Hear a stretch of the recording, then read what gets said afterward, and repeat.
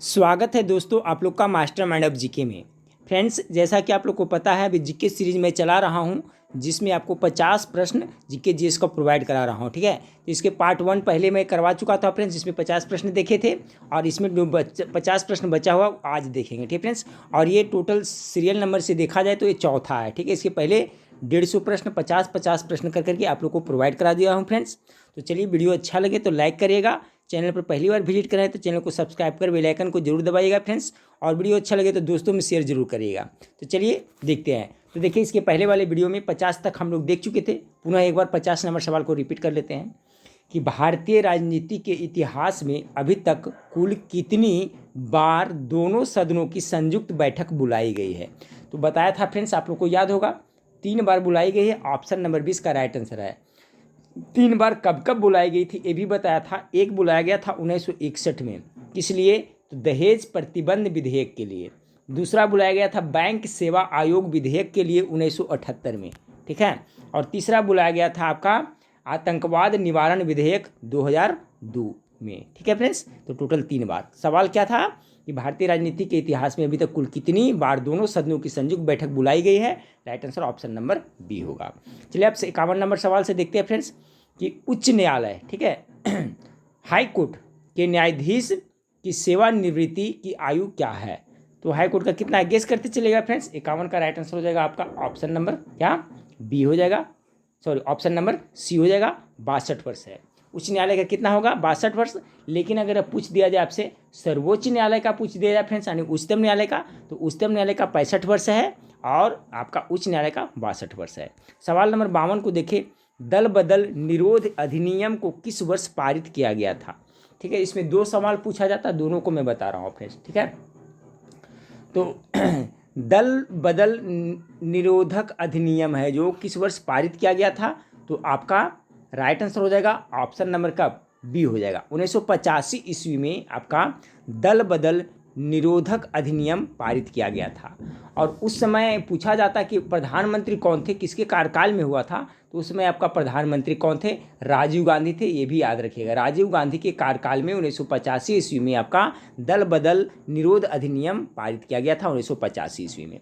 दोनों याद रखिए। 53 नंबर सवाल को देखें, राष्ट्रीय हरित न्याय अधिकरण एनजीटी का मुख्यालय कहाँ स्थित है? 53 नंबर सवाल का राइट आंसर हो जाएगा ऑप्शन नंबर ए, ये आपका नई दिल्ली में स्थित है।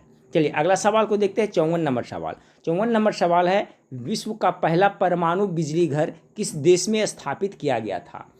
तो इसका जो करेक्ट आंसर हो जाएगा फ्रेंड्स, सवाल नंबर 53 तो हम लोग देखिए फ्रेंड्स, राष्ट्रीय हरित न्याय अधिकरण का मुख्यालय कहाँ है? तो इसका जो राइट आंसर 53 का ये बताया मैं ना, नई दिल्ली ना, राइट आंसर।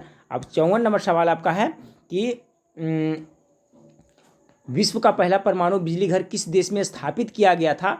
इसका जो करेक्ट आंसर हो जाएगा फ्रेंड्स ऑप्शन नंबर डी, रूस में। ठीक है, रूस में विश्व का पहला परमाणु बिजली घर स्थापित किया गया था। ये कब किया गया था? तो 1954 ईस्वी में स्थापित किया गया था। ये भी आप लोग जरूर याद रखिएगा।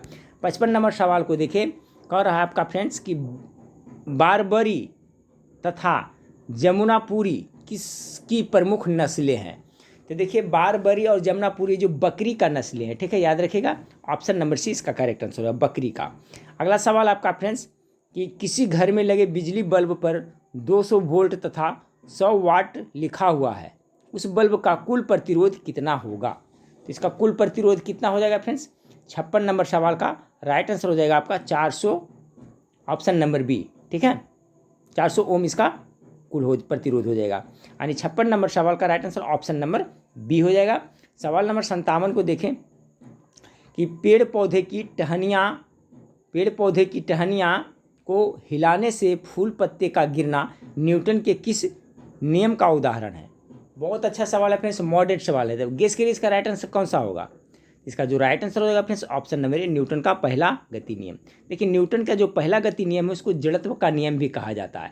न्यूटन के पहले गति नियम के अनुसार क्या है कि यदि कोई वस्तु अस्थिर है तो वह अस्थिर ही रहना चाहेगा। कब तक? जब तक कि उस पर कोई बाह्य बल आरोपित नहीं होता है। ठीक है, तो देखिए, पेड़ पौधे की टहनियाँ को हिलाने से फूल पत्ते का गिरना न्यूटन के किस नियम के उदाहरण है फ्रेंड्स? तो इसका right answer option number A हो जाएगा। न्यूटन के प्रथम गति नियम को जड़त्व का नियम भी कहा जाता है और इसी से बल का परिभाषा मिलता है। याद रखिएगा, पूछा जाता है सवाल कि बल का परिभाषा न्यूटन के किस गति नियम से मिलता है, तो न्यूटन के प्रथम गति नियम से मिलता है, जबकि न्यूटन के जो द्वितीय गति नियम है उससे बल का फॉर्मूला व्यंजक प्राप्त होता है। तो वो भी याद रखिए, बल का फॉर्मूला किससे प्राप्त होता है, न्यूटन के द्वितीय गति नियम से, और बल का परिभाषा किससे मिलता है, न्यूटन के प्रथम गति नियम से, जिसे जड़त्व का नियम भी कहा जाता है।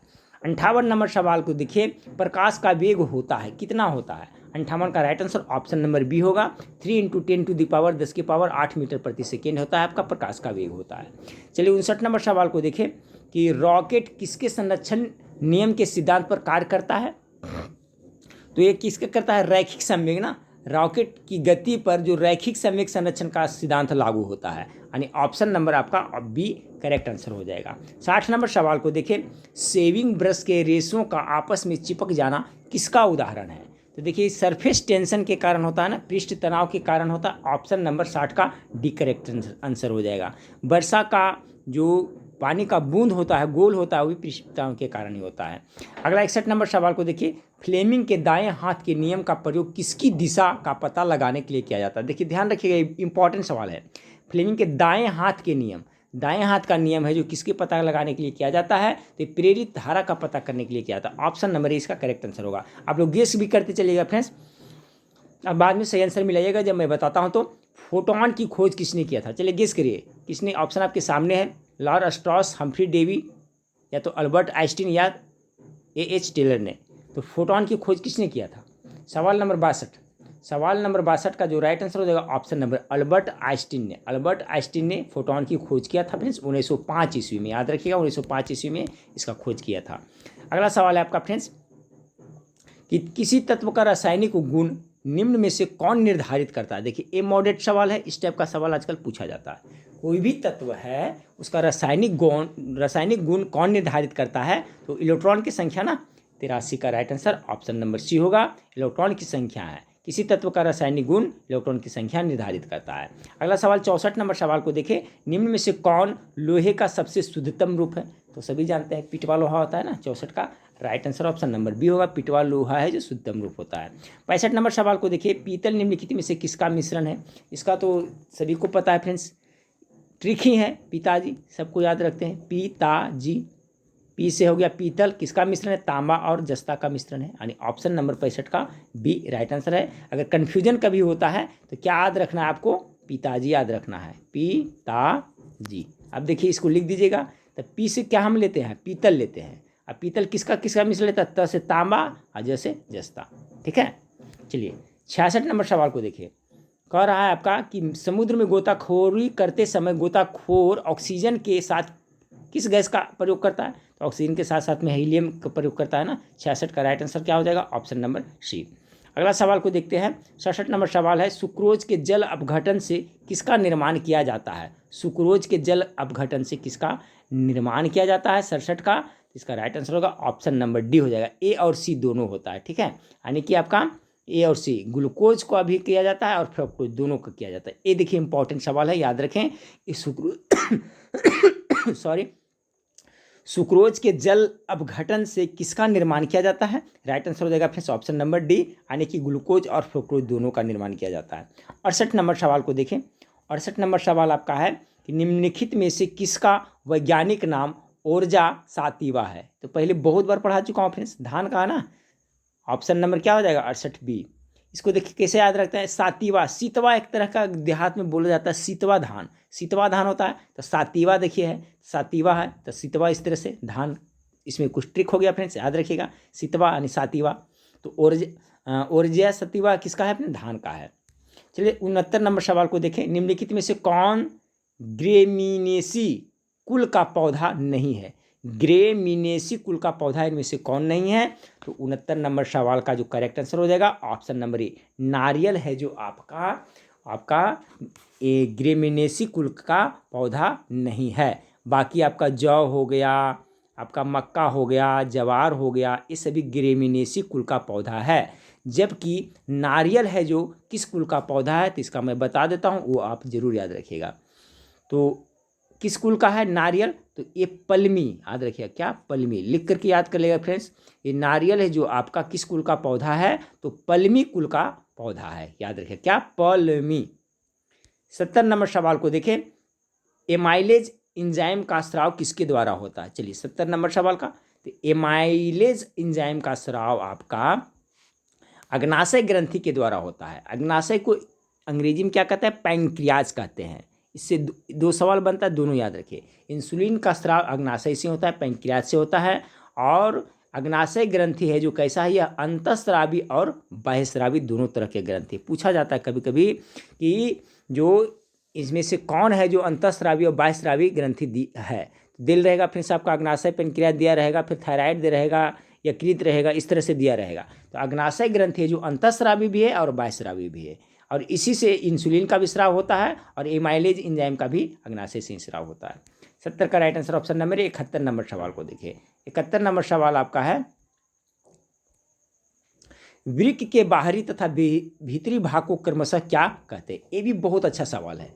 वृक्क यानी किडनी, ठीक है फ्रेंड्स, तो क्या कहते हैं, तो इसको क्या कहता है, कोर्टेक्स एवं मेडुला कहते हैं। यानी वृक्क के बाहरी भाग को कोर्टेक्स कहते हैं और भीतरी भाग को क्या कहते हैं, मेडुला कहते हैं। ये दोनों जरूर याद रखिएगा। ऑप्शन नंबर ए इसका करेक्ट आंसर होगा। 72 नंबर सवाल को देखें, किस विटामिन का रासायनिक नाम टेकोफोरॉल है। चलिए बताइए 72 नंबर का, तो विटामिन ई का रासायनिक नाम क्या है फ्रेंड्स, टेकोफोरॉल है ना। ऑप्शन नंबर सी 72 का राइट आंसर हो जाएगा।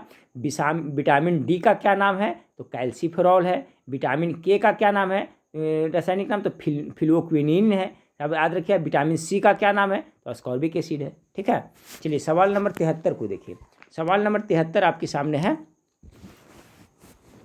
कि मलेरिया परजीवी की निम्न में से कौन सी अवस्था संक्रामक है। 73 नंबर सवाल।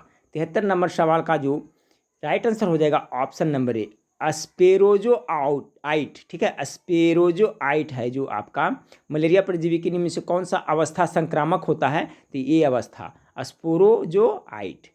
अगला सवाल को देखते हैं। 74 नंबर सवाल है, चर्चित पुस्तक platform scale for a post pandemic world के लेखक कौन है। अच्छा सवाल है friends, platform scale for a post pandemic world के लेखक कौन है। 74 का correct answer option number C होगा, संगीत पॉल चौधरी के द्वारा यह बुक लिखा गया है।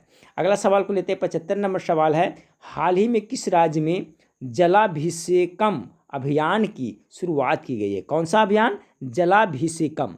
75 का correct answer option number A होगा, मध्य प्रदेश में जलाभिषेकम अभियान शुरू किया गया है। 76 नंबर सवाल को देखें, विजय हजारे ट्रॉफी 2021 के विजेता कौन है। ये देखिए टॉप मोस्ट बीबीए करंट का है। 76 का right answer option number C, आपका जो विजय हजारे ट्रॉफी 2021 में हुआ उसको मुंबई ने जीता। अगला सवाल आपका 77 नंबर सवाल है, वर्ल्ड हैप्पीनेस रिपोर्ट 2021 में भारत का स्थान क्या है। ये भी top most VVI GK friends, इसको याद रखिएगा करंट अफेयर्स का। 77 का राइट आंसर 139वां हो जाएगा। ऑप्शन नंबर बी इसका राइट आंसर होगा। वर्ल्ड हैप्पीनेस रिपोर्ट 2021 में भारत का स्थान क्या है, तो 139वां स्थान है। 77 का बी हो गया। 78 नंबर सवाल को देखिए, विश्व गौरैया दिवस 2021 का थीम क्या था। बहुत अच्छा सवाल है फ्रेंड्स, और इससे एक सवाल मैं आपसे बता देता हूँ फ्रेंड्स, पूछ नहीं रहा हूँ, बता ही देता हूँ कि विश्व गौरैया दिवस कब मनाया जाता है, ये भी याद रखिएगा। तो सवाल पूछा जा रहा है, विश्व गौरैया दिवस 2021 का थीम क्या था। इसका राइट आंसर हो जाएगा ऑप्शन नंबर आपका सी, आई लव एस्पैरो, ठीक है। आई लव एस्पैरो है जो विश्व गौरैया दिवस 2021 का थीम है। और प्रत्येक वर्ष 20 मार्च को, ठीक है, प्रत्येक वर्ष 20 मार्च को विश्व गौरैया दिवस मनाया जाता है। तो दोनों टॉप मोस्ट VVI है, दोनों को याद रखिएगा। अगला सवाल को लेते हैं। 79 को देते हैं कि हाल ही में तंजानिया की पहली महिला राष्ट्रपति कौन बनी। पहली बार जो तंजानिया का राष्ट्रपति महिला बनी है उसका नाम पूछा जा रहा है। 79 का right answer option number C होगा, सामिया सुलूह हसन बनी है। अगला सवाल को लेते हैं। 80 नंबर सवाल है कि दूसरे खेलो इंडिया यूनिवर्सिटी गेम्स 2021 की मेजबानी कौन सा राज्य करेगा। 80 का जो करेक्ट आंसर हो जाएगा फ्रेंड्स ऑप्शन नंबर डी हो जाएगा, कर्नाटका करेगा। अगला सवाल, हाँ फ्रेंड्स, तो सवाल नंबर 81 को देखिए। सवाल नंबर 81 है, इथेनॉल नीति शुरू करने वाला भारत का पहला राज्य कौन बना है।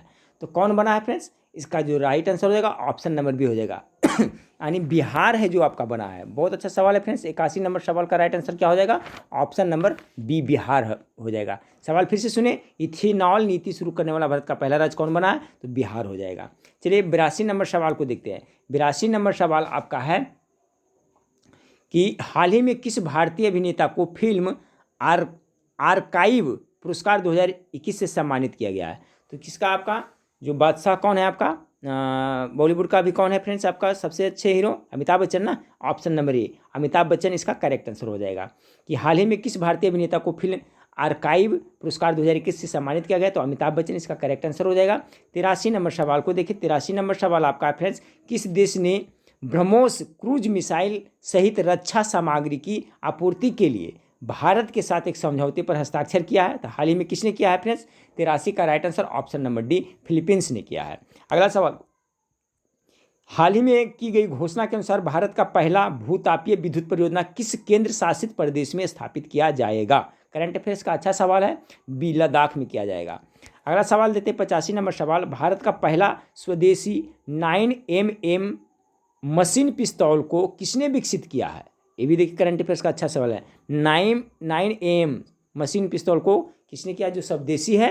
तो 85 नंबर सवाल का राइट आंसर हो जाएगा ऑप्शन नंबर डी हो जाएगा, ए और सी।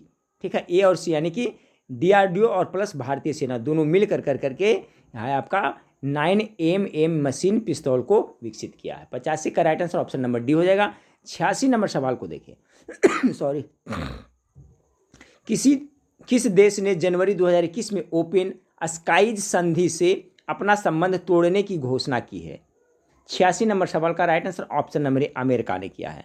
87 नंबर सवाल को देखें, किस राज्य ने जनवरी 2021 में अपना पहला राजकीय पक्षी महोत्सव कलरव का आयोजन किया है? तो कलरव नामक महोत्सव है जो किस राज्य ने आयोजन किया है फ्रेंड्स? तो 87 नंबर सवाल का right answer option number A Bihar हो जाएगा। फिर से सुने, किस राज्य ने जनवरी 2021 में अपना पहला राजकीय पक्षी महोत्सव, कैसा महोत्सव? राजकीय पक्षी महोत्सव कलरव का आयोजन किया? तो बिहार ने। 88 नंबर सवाल आपका है कि केंद्रीय औद्योगिक सुरक्षा बल के नए महानिर्देशक के रूप में किसे नियुक्त किया गया है? केंद्रीय औद्योगिक सुरक्षा बल। 88 नंबर सवाल का राइट आंसर क्या होगा? यानी CISF ना हो गया फ्रेंड्स, इसका जो फुल फॉर्म क्या हो गया? CISF हो गया।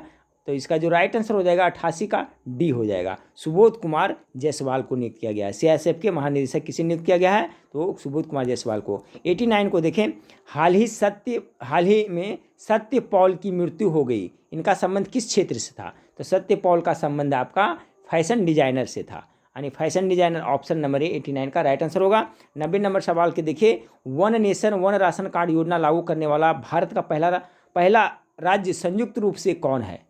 पहला राज्य संयुक्त रूप से कौन है? 90 का right answer option number B होगा, राजस्थान और कर्नाटक है।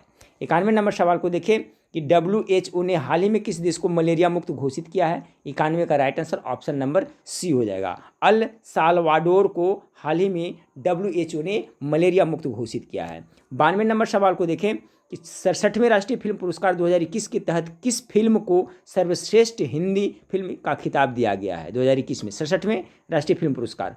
92 का जो राइट आंसर होगा फ्रेंड्स ऑप्शन नंबर बी छिछोरे को। अगला सवाल है कि निम्नलिखित में से कौन सा देश G20 शिखर सम्मेलन 2023 की मेजबानी करेगा? चलिए, निम्नलिखित में से कौन सा देश है जो G20 शिखर सम्मेलन 2023 का मेजबानी करेगा?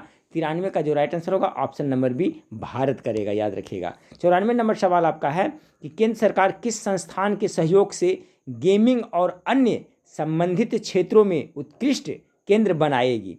केंद्र सरकार किस संस्थान के सहयोग से गेमिंग और अन्य संबंधित क्षेत्र में उत्कृष्ट स्थान बनाएगी?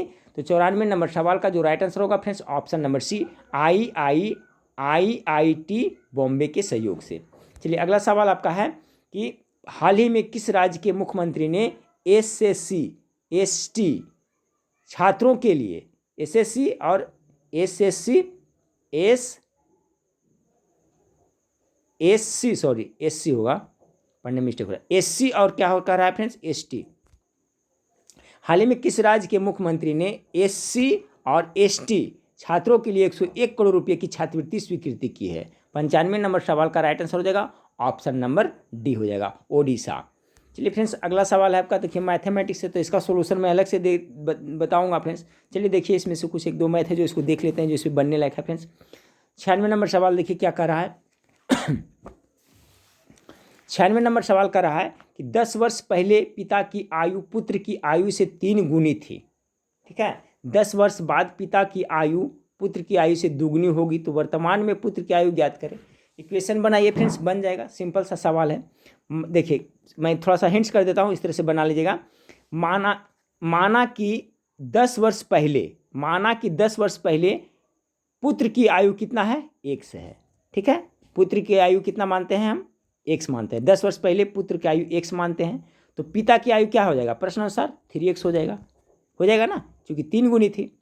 तो 10 वर्ष पहले, अब देखिए क्या कहता है, 3 गुनी 10 वर्ष बाद कर रहा है, तो x प्लस क्या लिखेंगे, 10 वर्ष बाद, तो वर्तमान में आएगा तो 10 साल पहले तो 10 साल, और 10 वर्ष बाद यानी 20 जुटेगा, ठीक है। 10 वर्ष बाद यानी कि 10 वर्ष पहले था तो कितना जुटेगा, 20 जुटेगा, यानी 10 वर्ष बाद यानी कि वर्तमान में आया तो 10 और 10 और, तो x प्लस 20 वर्तमान में क्या कहता है, 10 वर्ष बाद पिता की आयु पुत्र की आयु की दुगनी हो जाएगी। अब ये आपका किसका था, पुत्र का था, अब पिता के 3x है, इसमें भी 20 जुटेगा। अब क्या कर रहा है, दुगनी हो जाएगी, तो दुगनी हो जाएगा तो यहाँ पर क्या हो जाएगा, 2 कर देगा, इक्वेशन बन गया। यानी कितना इक्वेशन में आया आपका 2x, इसको हल करिएगा तो 2x यहाँ पर 40 हो जाएगा, यानी 2x प्लस 40 बराबर 3x प्लस कितना हो जाएगा आपका 20 हो जाएगा, ठीक है। यानी 2x प्लस 40, ठीक है फ्रेंड्स। यहाँ पर क्या हो जाएगा आपका 2x प्लस क्या हो जाएगा 40 इक्वल टू कितना हो जाएगा 3x प्लस कितना 20 हो जाएगा। अब इसी x का मान निकाल लीजिए। अब देखिए 3x है, यहाँ पर ये है, तो ये इसको इधर ले जाइएगा, इसको इधर ले जाइएगा तो कितना होगा 3x में से 3x माइनस क्या हो जाएगा 2x इक्वल टू 40 माइनस कितना हो जाएगा 20, यानी x का मान कितना आया 20 आया। तो x का मान कितना आया 20 आया। और क्या माने थे हम 10 वर्ष पहले पुत्र की आयु माने थे, x माने थे, ठीक है। तो पूछ रहा है इसमें क्या रहा है, तो वर्तमान में पुत्र की आयु क्या ज्ञात करें। तो 10 वर्ष पहले आपका कितना है, x बराबर आया आपका 20 वर्ष है, तो वर्तमान में 10 जोड़ दीजिएगा ना, तो वर्तमान में जोड़िए तो कितना हो जाएगा 20 10 30 हो जाएगा। इसका right answer option number B हो जाएगा, ठीक है फ्रेंड्स। तो देखिए मैथ का सोल्यूशन मैं दूंगा आपका, स्पेशल करके दूंगा फ्रेंड्स, इस पर उतना नहीं अच्छा नहीं हो पता है सोल्यूशन, ठीक है। 97 नंबर सवाल क्या है फ्रेंड्स आपका, ये भी मैथमेटिक्स से ही है, ठीक है। ये आपका मैथमेटिक्स से तो ये भी बनाइएगा तो बन जाएगा। क्या कर रहा है आपका, किसी वस्तु को 1100 रुपया बेचने में प्राप्त लाभ उस वस्तु को 500 रुपया में बेचने से प्राप्त हुई हानि से दोगुना है, तो वस्तु का क्रय मूल्य ज्ञात करें। देखिए इस तरह से बना सकते हैं फ्रेंड्स कि माना कि 500 रुपया में बेचता है तो हानि कितना होता है, 1 मानते हैं। माना कि 500 रुपया में बेचता है तो हानि कितना हुआ 1 होता है। अब कह रहा है 1100 रुपया में बेचने में लाभ कितना हो रहा है, तो दुगुना कर रहा है। तो 1100 रुपया में जब ये बेच रहा है तो लाभ कितना हो रहा है, दुगुना हो रहा है ना, यानी दुगुना हो रहा है 100 हो जाता है। तो देखिए क्रय मूल्य, तो 500 रुपया में जो बेचा था तो हानि 1 माना था, तो इसका क्रय मूल्य कितना हो जाएगा 500 प्लस 1 हो जाएगा ना। और देखिए 1100 रुपया में जो बेच रहा था तो इसका जो लाभ हो रहा था फ्रेंड्स कितना, इसका दोगुना हो रहा था, तो उसका समीकरण क्या हो जाएगा आपका 1100 सॉरी यहाँ हो जाएगा 1100 माइनस कितना हो जाएगा 2x हो जाएगा। आपका 2 समीकरण हो गया और ये दोनों समीकरण इक्वल हो जाएगा फ्रेंड्स, यानी 500 प्लस x और 1100 माइनस 2x, यही आपका समीकरण बन जाएगा। तो इसको यहाँ पर लिखे, इस तरह से लिख सकते हैं 500 प्लस x इक्वल टू कितना 1100 माइनस x। अब इसको हल करना है, ठीक है, इसको हल करिएगा, यहाँ माइनस 2x हो जाएगा फ्रेंड्स, यहाँ 2x होगा, हाँ यहाँ 2x हो जाएगा। अब इसको हल करेगा तो x इधर जाएगा, ये इधर आएगा तो कितना हो जाएगा 3x हो जाएगा। 3x बराबर कितना हो जाएगा, इसको इधर लाइएगा तो ये इसको इधर इधर घट जाएगा फ्रेंड्स, तो 1100 में से 500 जाएगा तो कितना आएगा 600 हो जाएगा। तो x बराबर कितना आएगा, x बराबर 300 दूनी 600 कर जाएगा 200 आया, यानी x का वैल्यू कितना आया आपका फ्रेंड्स, x का वैल्यू कितना आया 200 आया। और x हम लोग क्या माने थे, हानि माने थे ना, कि 500 रुपया बेचने पर हानि होता है कितना होता है 1 माने, तो यानी कि हानि हो रहा है कितना 200। अब 500 रुपया इसका था क्या, अच्छा था बेचना पर, तो उसको क्रय मूल्य कितना होगा, हानि हो रहा है तो इसमें जुट जाएगा ना, तो इसका रेट क्या होगा 5 2 700 हो जाएगा, ठीक है। तो इस तरह से बनाइएगा तो बन जाएगा फ्रेंड्स। इसका जो राइट आंसर 97 का आपका ऑप्शन नंबर डी हो जाएगा। तो इसी तरह से देखिए 2-3 मैथ है आपका फ्रेंड्स, इसका आंसर मैं बताता हूँ, आप लोग सोल्व कर लीजिएगा। 98 नंबर सवाल का जो राइट आंसर हो जाएगा ऑप्शन नंबर सी, 18 आदमी आएगा। 6 आदमी किसी काम को 16 दिन में पूरा कर सकते हैं, उससे दुगने कार्य को 8 दिन में पूरा करने के लिए कितने अतिरिक्त आदमियों की आवश्यकता होगी? 18 आदमी इसका राइट आंसर है, बनाइएगा तो आ जाएगा। बाद में इसका मैं सोल्यूशन दे दूंगा। 99 का राइट क्या होगा फ्रेंड? 99 का देखिए, 99 का है आपका, एक विद्यार्थी अपने घर से विद्यालय 5 किलोमीटर प्रति घंटे की चाल से जाने पर 6 मिनट की देरी से पहुंचता है। यदि वह 6 किलोमीटर प्रति घंटा की चाल से चले तो वह समय से 4 मिनट पहले पहुंच जाता है, तो उसके घर से विद्यालय की दूरी कितना होगा? 99 का right answer option number C 5 kilometre होगा। चलिए इस वीडियो का लास्ट सवाल को देखते हैं फ्रेंड्स।